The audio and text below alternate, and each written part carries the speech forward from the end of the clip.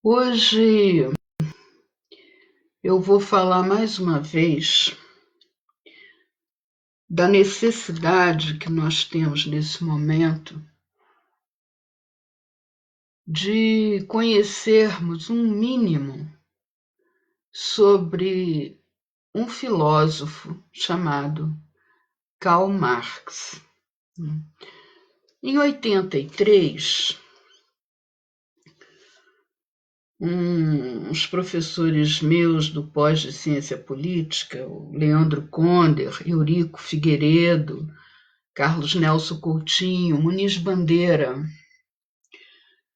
e outros, né, se juntaram para escrever alguns artigos e ensaios sobre Marx.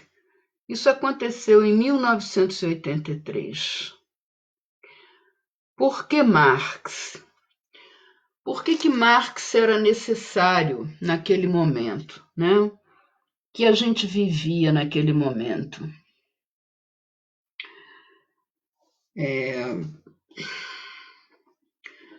Um momento de redemocratização do país, né? O projeto de abertura política e as eleições que se aproximavam, né? As diretas já. Esse livro aqui também tem Marilena Chaui, tem Arthur Gianotti, Maria da Conceição Tavares,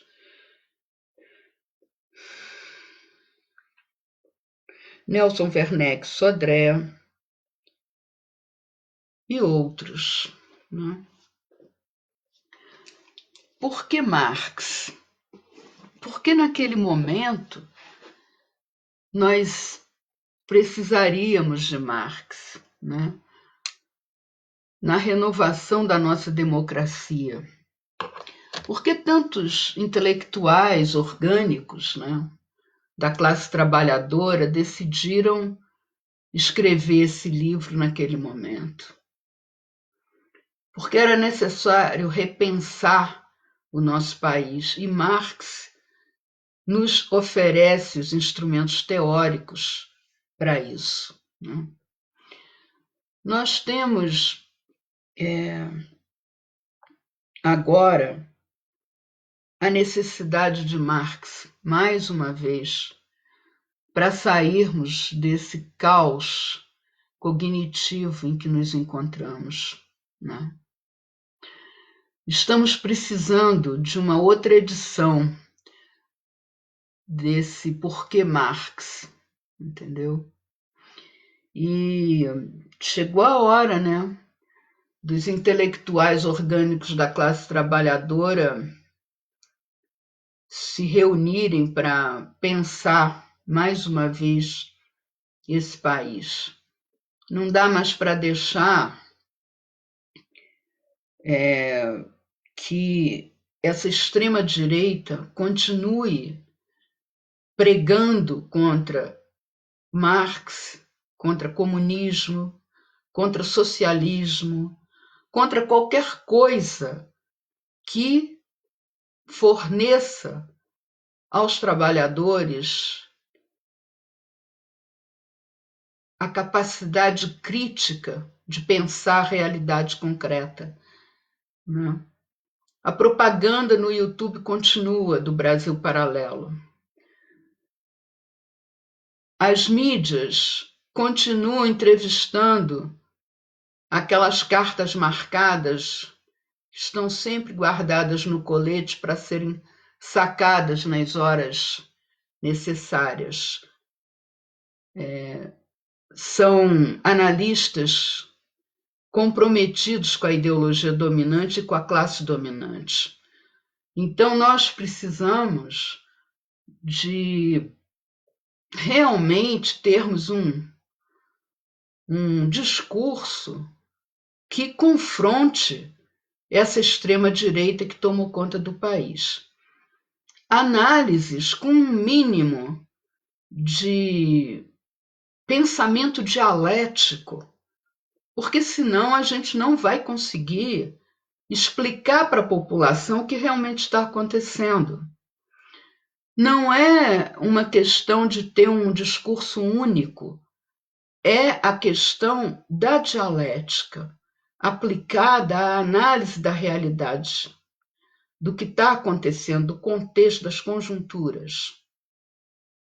Nós temos intelectuais capazes de fazer essa análise, mas não têm acesso nem às mídias alternativas, chamadas independentes, porque até essas estão comprometidas com determinadas pessoas que já pertencem ao ambiente midiático, ou porque saíram da mídia dominante por algum motivo, ou porque chegaram agora através de canais do YouTube com muita visualização.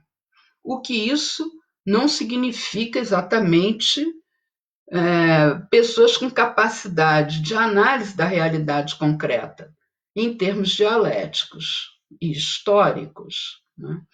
Então, o fato de ter um canal do YouTube com muita visualização até pode ser um sintoma de um determinado viés ideológico, porque a maioria pensa errado, a gente sabe disso. Então, é complicado o que está acontecendo. Né? Eu acabei de ver uma entrevista num canal que eu sou inscrita no YouTube, fui pesquisar quem era o cientista político e descobri que é afinado com a Millennium. A Millennium é aquela organização tipo IPES, IBAD, de 64. O Millennium foi quem bancou a campanha contra Dilma Rousseff, né? Então, é inacreditável. Só porque o cara tem um currículo, até pós-graduação no MIT, entendeu? O cara tem. Então, se legitima uma análise de um cientista político desses? Realmente, sabe? Olha, eu considero a Universidade Federal de Minas Gerais bastante. Por quê? René Dreyfus foi professor lá. Como eu já trouxe aqui outro dia, aquele livro 1964, né, que eu usei para contrapor ao filme daqueles dementes lá do Brasil Paralelo, René Armand Dreyfus foi professor em Minas Gerais, mas isso não quer dizer que todos os professores da Federal de Minas tenham uma capacidade de análise dialética da realidade, não é? Apesar de eu considerar a Universidade Federal de Minas um meio acadêmico que se pode respeitar, mas porque a minha referência é o Dreyfus, né? Então também isso não legitima qualquer um, né?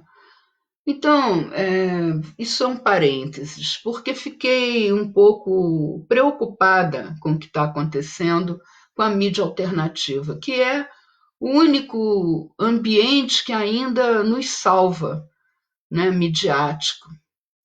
E é complicado o que está acontecendo. Né?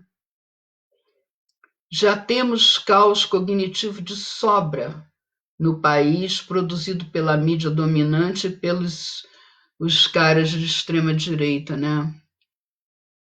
Essa horda SS, como eu chamo. Mas então, voltando à questão, por que Marx? Né?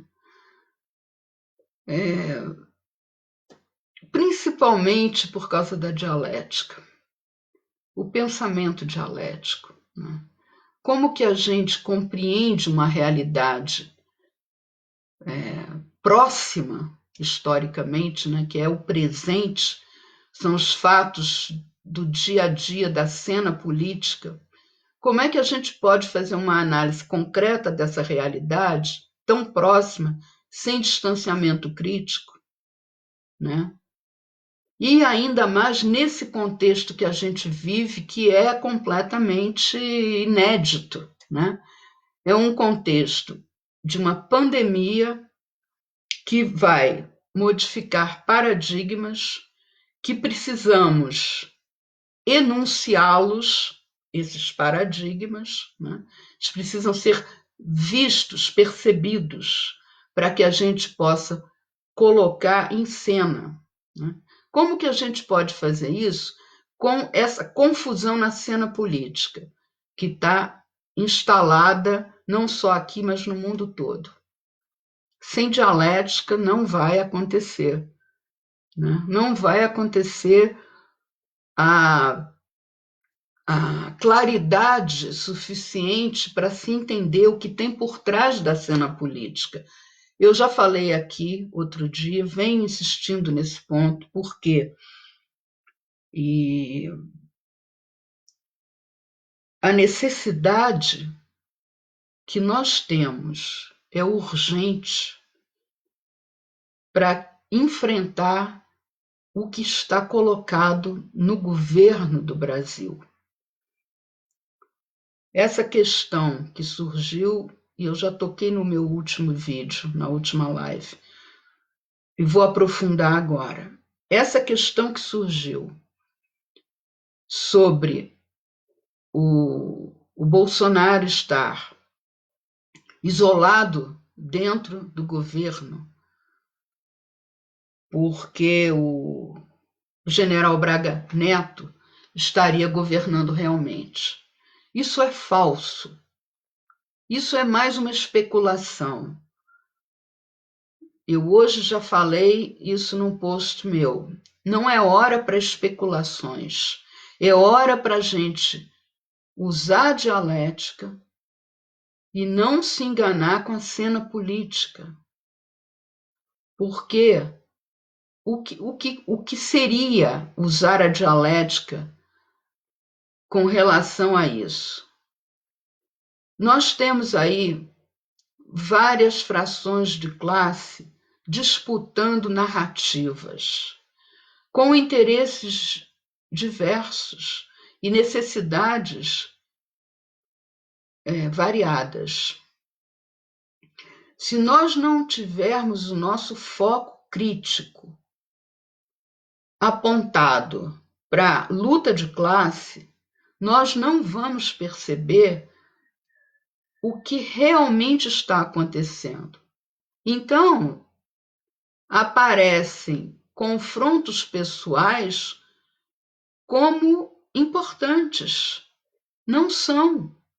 O que importa no jogo político são as classes sociais que se confrontam. Então, não podemos nos iludir com divergências pessoais e disputas de egos, né? Disputas por poder e por poder de decisão, de execução das tarefas, como vem acontecendo entre o ministro da Saúde e o Bolsonaro, né? Essa cena entre eles tem muita gente que na esquerda, né, que de repente o Mandetta virou um herói. Esse cara sempre foi contra o SUS, apoiou o golpe contra Dilma. Não é porque agora ele está cumprindo as resoluções da Organização Mundial de Saúde que ele virou o nosso herói. É essa a questão, né? Ele, nesse momento, ele se comporta de um jeito favorável a uma necessidade social, que é defender a saúde da população. Mas isso não modificou o caráter dele e as opções ideológicas e de classe, né? Então, tem muita gente se iludindo. Vai acabar a quarentena e ele vai continuar sendo quem ele é, porque ele pertence a uma classe social. O Marx sempre falava isso. Por trás das ideias existem interesses de classe. Então, a gente não pode confundir esses dois planos, né? E está sendo feito isso nas análises e todo tipo de opinião que a gente tem visto nos últimos dias. E aí o que acontece? Se perde tempo com essa disputa pessoal e não se aprofundam as análises realmente necessárias para trazer à tona o que realmente está acontecendo no país, né? Não importa se tem um grupo de generais, por exemplo, governando o país, porque existe um bloco histórico que governa esse país, desde o golpe contra Dilma Rousseff. Então, nós não vamos modificar a situação de dominação de classe enfatizando um ou outro personagem da disputa que está colocada na cena política. Nós precisamos conhecer realmente a realidade histórica e não essas disputas por poder que estão se desenvolvendo nesse momento de quarentena. A preocupação nesse momento é com a sobrevivência da população. Nós não temos uma logística para que isso aconteça. Então, a gente tem que priorizar as necessidades e elaborarmos uma logística para que as coisas necessárias aconteçam. Por exemplo, a liberação de um mínimo de R$ 600 para a população. Estamos há dias cobrando. Parece que hoje a Caixa liberou, algumas pessoas conseguiram se inscrever. Mas a gente não sabe quando vão começar a pagar, a gente não sabe quem é que vai conseguir ou não. Então, estamos na mão desse governo genocida. E aí se joga no ar que tem um general que realmente comanda o país, que Bolsonaro foi isolado, como se um psicótico paranoico pudesse ser contido por uma junta militar. Ele poderia, sim, se houvesse um tribunal que fizesse o que fizeram com ele no passado, expulsassem ele das Forças Armadas e, para disfarçar, aposentaram a criatura como capitão, né? Agora, ele não vai ficar quieto, ele vai continuar aprontando todo dia aquela cena dele, né, de delirante. Então, isso serve para as hordas nazistas continuarem seu trabalho de caos cognitivo nas redes sociais, por exemplo. Legitimando a violência contra as mulheres em casa. Outro exemplo. Tudo que esse nazista fala se expande pelo país. Ele é o presidente do Brasil. Então, não adianta querer se iludir que tem um general capacitado tomando as decisões no lugar dele. Quem é esse general Braga Neto? Ele é o interventor do Rio de Janeiro. Foi ele, no governo Temer, que fez a intervenção no Rio.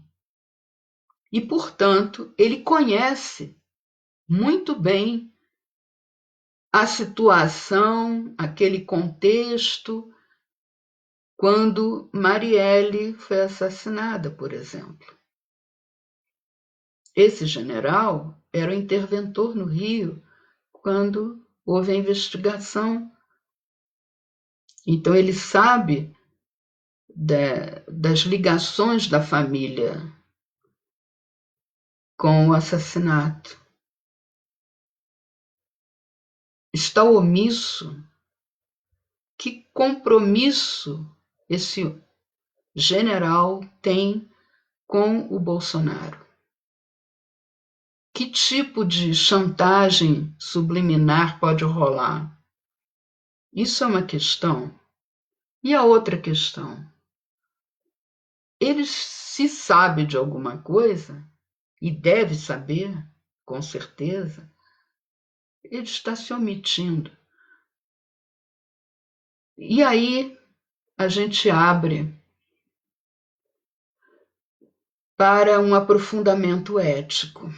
Essa criatura tem condições éticas, morais, de comandar alguma coisa? Ela não tem. Porque se tivesse, viria a público colocar quem matou Marielle. A gente continua perguntando quem mandou matar. Ele provavelmente sabe.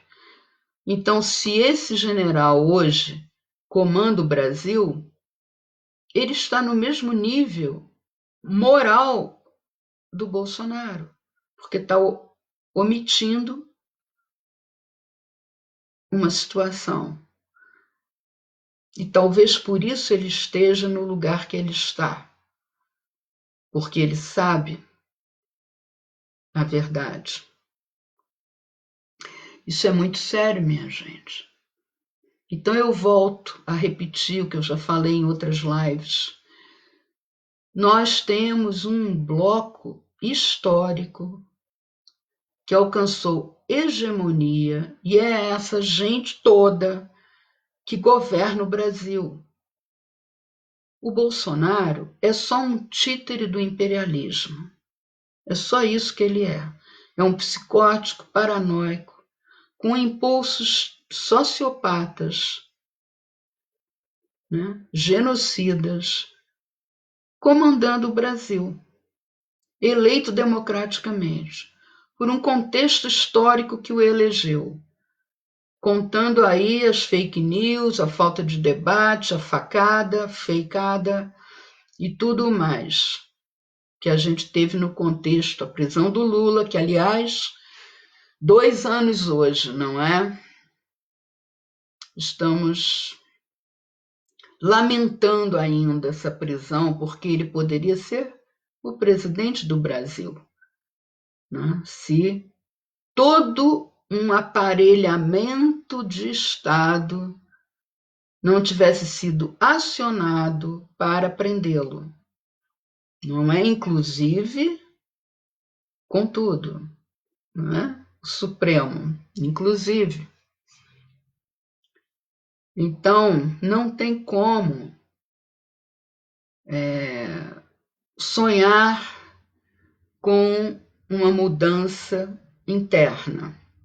Temos que olhar a conjuntura geopolítica e trazer para o nosso debate, como eu já fiz outro dia, a questão internacional. Nós vamos ter uma grande mudança de paradigma e precisamos nos engajarmos nessa luta, porque é luta de classe. Então, não vamos perder tempo com esse jogo de cena, porque tem coisas muito maiores para nós pensarmos e nos prepararmos para o que vem por aí, porque vai precisar de engajamento para essa mudança internacional que a gente deseja acontecer. Então, eu mais uma vez falo com todo mundo aqui, ó. Por que Marx? Porque Marx é um filósofo, foi o primeiro a entender o que se vivia no século XIX, o que é o lucro do capitalista, ninguém sabia de onde vinha, foi ele quem descobriu, e descobriu a contradição que hoje nós temos aí o ápice dela, entre desenvolvimento das forças produtivas e relações sociais, que agora não tem mais jeito, elas vão mudar. E nós precisamos de Marx para poder compreender como que se mudam essas relações sociais, o que nós temos que fazer para avançarmos na direção da socialização.